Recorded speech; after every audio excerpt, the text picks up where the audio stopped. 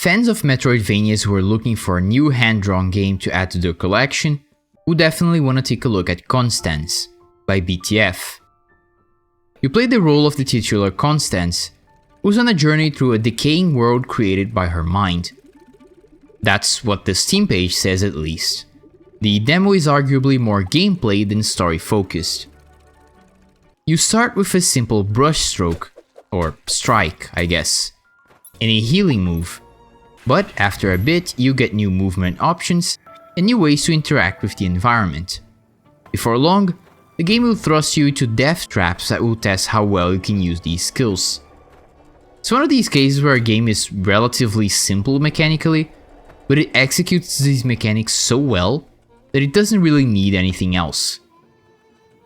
You know, it's a bit off topic, but all these obstacles being in Constance's mind reminds me of how the guards of the White Palace in Hollow Knight apparently saw the place as a torture chamber inside their minds. I mean, why else would you imagine a place with buzzsaws all around? Anyway, the aesthetics, animations and sound design are really well done too. Definitely one of those games that are a feast for the eyes. All the quirky robot NPCs and enemies look really interesting.